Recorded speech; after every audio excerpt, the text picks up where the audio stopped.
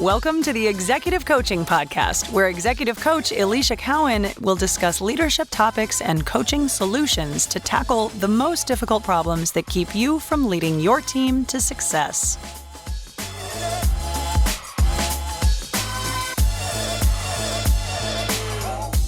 Hi there, senior leaders. It's Alicia Cowan. Welcome to episode number 46. It is mid-August as I am recording today, and we are fresh off the first week of school at the Cowan House. We got back into it on Monday with full swing. We were first freshman year for my daughter, first day of freshman year, and we got into all the after-school activities. So my son jumped back into swim in his 7th grade week this week, and my daughter jumped into high school cheer, competitive cheer, and we were just in the thick of things. And we were coming off of vacation. We went with a group of friends to Jamaica. And so I think I mentioned that on the last podcast that we were headed out. So it was like nothing short of a busy whirlwind week. And we had a great time and we survived, but we are now headed into fall, and I can hardly believe it. But we were headed into the back half of the year. And really, I think, back to school for us in this household definitely signifies somewhat of a start of a new year. So we are going to kick things off with the back to school season here with talking about building professional, productive relationships.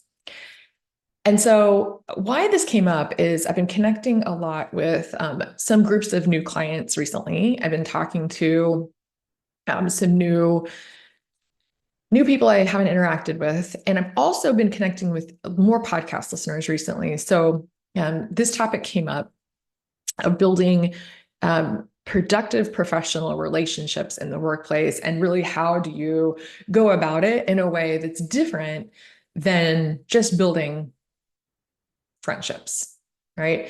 And so picture yourself as a senior leader and you are being hired for a new role in a new company.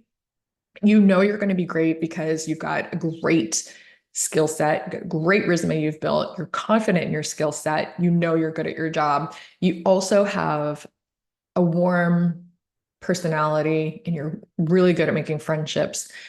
And you're like, okay, this is not going to be an issue going into this new company. You're hired to be a disruptor in a company that has a ton of history and legacy. And you're hired to kind of come in and give it a little bit of a fresh viewpoint and drive a little bit of change. And a big caveat here is you're also getting hired to go work in a new country. And so someplace that you haven't necessarily worked before. So imagine the surprise when you get in and there is a ton of differences. There's a ton of cultural differences, there's some politics, and you're left with that challenge of building professional relationships without necessarily someone that's got a roadmap for you, and that someone's not necessarily there to guide you through how to navigate all of this. Like, what would you do? And so this is a similar situation that I was brought to me this week. And so that inspired this podcast to talk about building professional relationships and what you can do about it. So I'm going to give you 7 different tips of definitely scenarios of where it could go wrong, and then how do you counteract it and what do you do? So they at least give you some food for thought here about considering it for yourself. And again, whether or not you are starting a new role or starting a new company, or you just are in your company as is, these still can apply, because there's always, as you know, new people and new experiences and new people that we're working with around the org.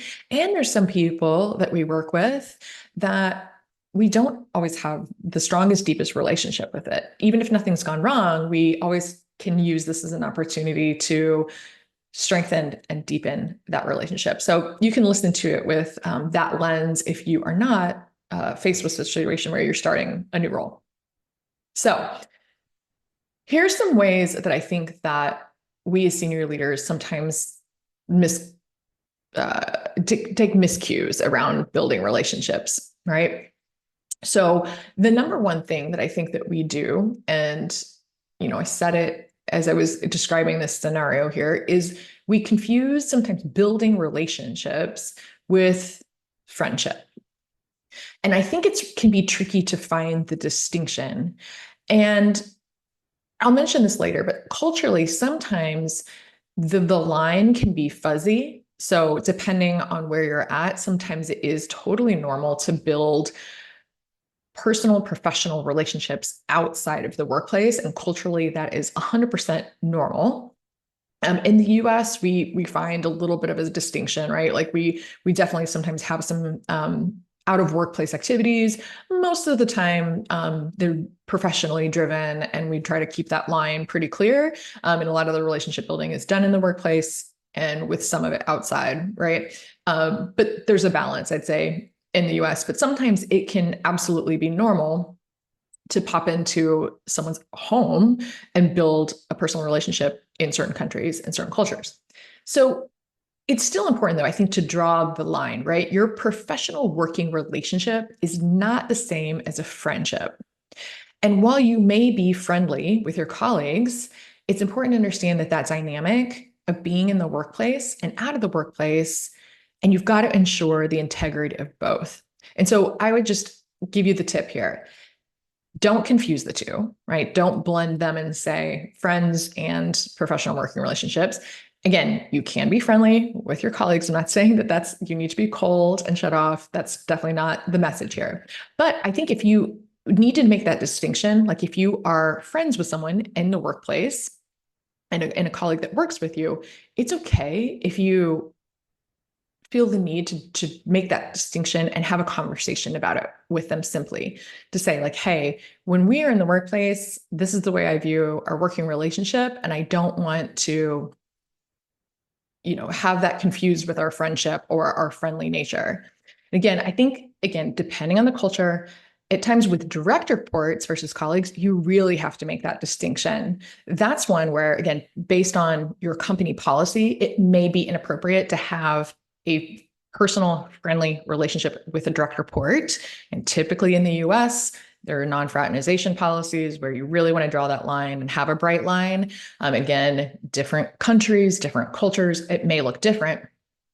However, I think it's important just to call out that distinction, whether it's a colleague, a direct report, make sure that you're clear about it and have a conversation if you feel like there is any confusion or you need to maybe draw that boundary for you and the relationship that you're having with this person. Okay. So don't confuse building relationships, friendships. That's number one.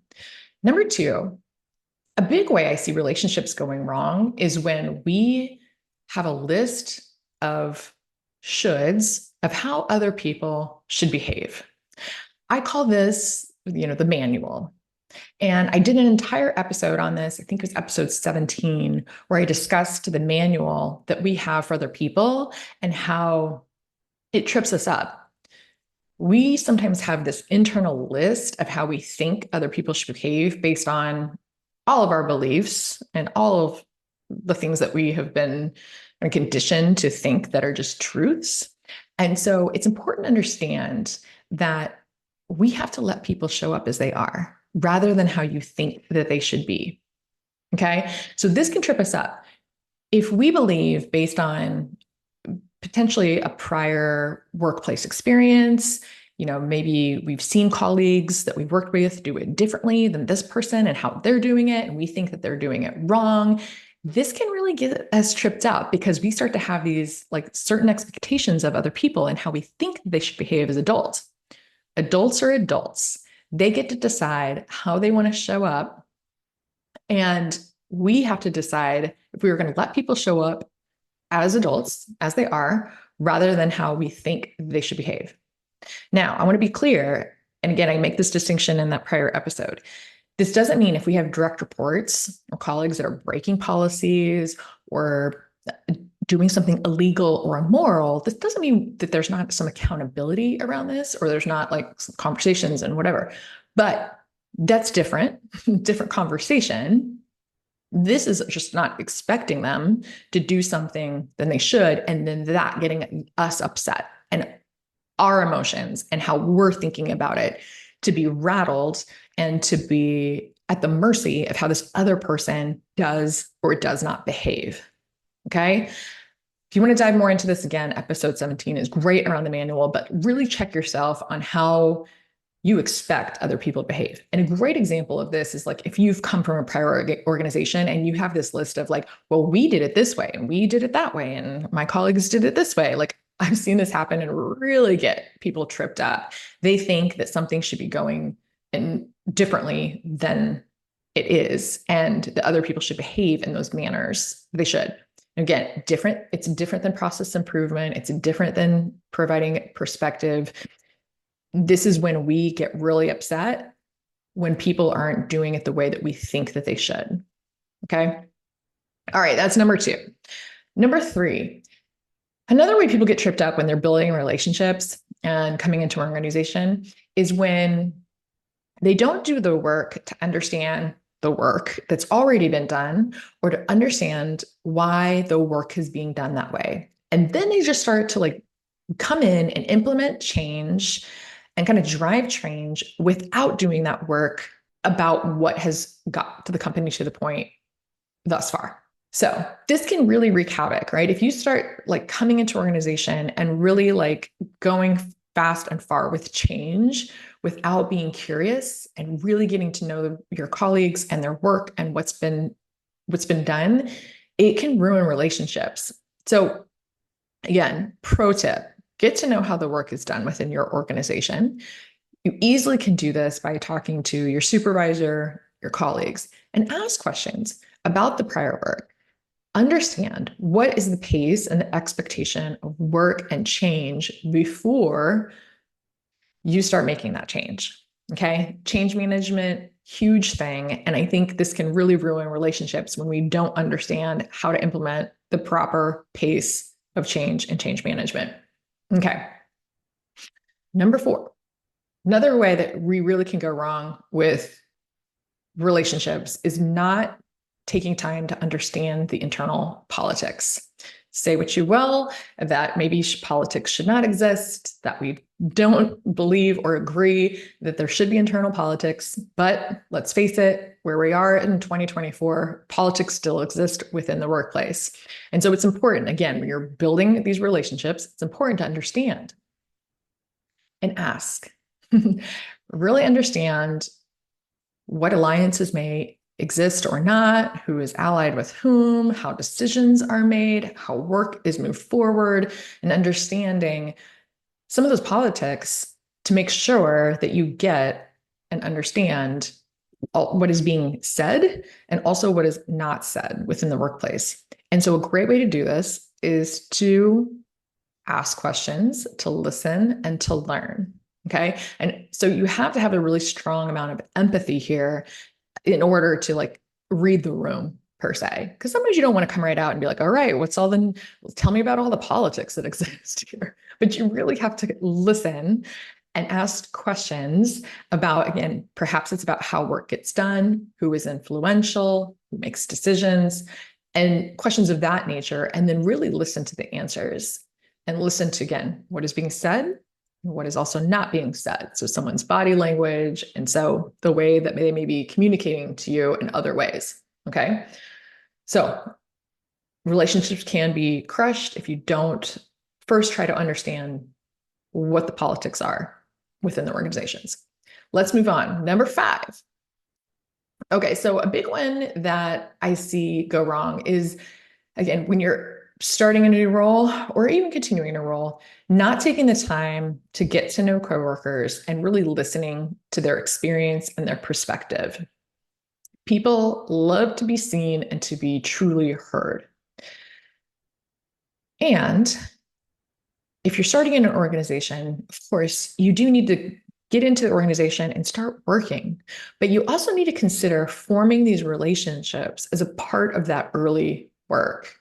And so in your first weeks, again, I mentioned that even if you're in the organization, it should be a part of your process in the way that you go about work. But especially when you're first starting with the organization, in your first weeks, make this a priority. And the way that you do that is you have to put it on your calendar and make sure that you're tackling building relationships just as you would a task. Okay. Number 6, this is a big one. If you are, again, moving to a different part of a country or even a different country altogether, you have to consider the cultural differences. In certain countries, even in certain parts of the US, different parts of the US, it can be totally normal to have different cultural nuances that are perfectly normal to that culture and may be completely foreign to what you were normally experiencing in your own culture. Okay. So I gave the example, and I'll break this down into different areas. So the first one is where relationships are formed. So in some cultures, it is totally normal to form relationships inside the workplace. So, you think about during meetings, the meeting after the meeting, the hallway, going to lunch or coffee during work hours, all of those in workplaces. Some places in certain countries, it is 100% normal to form relationships outside of the workplace. So dinner after work, going to, I don't know, family festival event, right? Like being invited inside someone's home, right? That can be normal. So again, ask, what is culturally appropriate here? And understand it may look different depending on where you're at. Okay. The second one that may be culturally different is who initiates the relationship. And so again, different power dynamics occur in different cultures.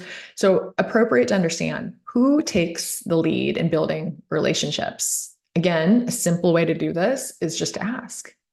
Some cultures, it may be a little bit more hierarchical, where your superior or elders may take the lead in forming connections. In the US, very normal for anyone to start and build the connection. And it's either the supervisor, the direct report, or colleagues. Okay, doesn't necessarily matter. And a great way to ask is just ask, or a great person to ask is just to start with your boss. You could also ask your colleagues or direct reports, and then you can ask again with whom to build the relationships. So you can ask, who are the key partners and key players that we would interact with on this team? Again, you could ask who makes decisions, who is influential, and perhaps who has some institutional knowledge that you may benefit from. Okay, all great questions to ask when you're thinking about whom to connect with. So then you can make your list from these conversations that you're having and then turn that into a list of people to meet. Okay. All right. Staying in the same vein of cultural differences, you can also ask what is appropriate within that culture to share. This can be like a range of like privacy. Some cultures are more open with personal matters, especially. In order to get to know somebody a little bit more deeply, it may be totally open and normal to share personal matters. Again, just maybe about your family or about hobbies, et cetera, et cetera. While others, it may be totally more closed off and it may be inappropriate to not share personal matters. Again, simply ask. Then also understanding within that culture, the pace. So when is it appropriate to form these relationships and how quickly does it typically take? Is it a longer period of time? Is it expected over a shorter period of time? Again, simply ask. All right, so those are a little bit of my thoughts on the cultural differences. And again, can be varied depending a bit country to country, within your country, all normal. And then number 7, we're going to talk about the last point here is having a really clear agenda around professional topics when building the relationship. My last big tip here is you must have a really clear agenda. And so when you go and you approach this person, again, we went through all of these tips about how to get to the list, and you start having this conversation and building the relationship. When you're going to take into consideration all those cultural differences, then you're going to set the tone by picking an appropriate agenda for your workplace and culture. So some topics to consider are, again, depending on the culture, sharing a bit about your personal background, your career history, and inquiring the same of your colleagues. How did they get here? Where were they before? What was their career trajectory like? Other great questions to ask would be to ask about what work and what projects matter to them. What are they working on? What is of utmost priority? What does that look like? Next, you could ask something that they're really proud of, that they've accomplished, and maybe dig into, is there something that they would want to change or improve upon that's going on now? You could also ask about tribal knowledge. You can ask them, is there any tribal knowledge or advice that they'd give you, being either new to the organization, to the country, or something that you couldn't maybe find elsewhere in the organization? I love this question because it really gives you some insight to some information that you wouldn't otherwise gather. You can ask about the teams and the roles. So you could clarify, how exactly are our roles going to interact? How exactly do our teams interact? How will we do work together? And lastly, you could ask, what has gone well in the past with you interacting with the person that was in my role, and maybe what hasn't? So essentially what you're doing here is simply just forming a very strategic start, stop, and continue. And of course, if you want to share with them a little bit about what you've observed so far, again, be thoughtful in sharing a little bit about your background without going overboard. Next, you could also share and give them some wins that you've observed. Like, let them know what you've seen so far and compliment, like, what is going well that you've seen thus far with the team. And if it feels appropriate when you're talking about how you're going to work together, a great conversation to have is discuss how you are going to handle it if you disagree. So it's really important to think about and talk through and note you're not always going to agree on certain things. So up front, if you want to discuss how we're going to handle it when we have different points of view and how we're going to come together and work forward and move work forward, even if we have different points of view, it's a very healthy conversation to have and start to think about what you're going to do when that situation occurs. And again, as colleagues, this will happen. So it's great to be able to have this conversation in a very healthy way to do it in advance. All right, that's number 7. Have a really strong agenda. I know there's a ton of great ideas and questions out there. You can probably Google on the internet and find some good things. These are things that I've just seen at least get the conversation started and to work well in building that relationship. So that's it. So those are the 7 tips. Those are 7 ways that it can go wrong and 7 different pro tips on how to kind of get it back on track. And again, whether you are starting in a new role in a new company, or if you are established, there is not a wrong time to build upon a relationship in the workplace. Again, we do not simply do work without interacting with other people. It just doesn't happen. Everything that we do requires interaction with another human. Even with all the technology that we have and everything going on with AI, there isn't work yet that we do where we don't have to interact at all with other humans. So that relationship building and forming professional, productive working relationships is key. And again, there's so much work we can do in this space, but hopefully this helps as you're thinking through navigating different relationships that you have and how to build upon them in the workplace. And of course, as always, if you have questions about it, or if you're maybe challenged and want some support in thinking through how to navigate relationships in the workplace, don't hesitate to contact me. Again, I'm working through booking new clients for the fall and really helping people to achieve their goals for the back half of the year and change their workplace experience by giving them the tools that they need to do this type of work day in and day out so that they absolutely thrive in the workplace. All right, so if that's you, don't hesitate to reach out. Contact me via my website. I am at EliciaCowanCoaching.com. It's ElisiaKeown coaching.com. And as always, thank you for listening, and I will talk to you soon. Bye.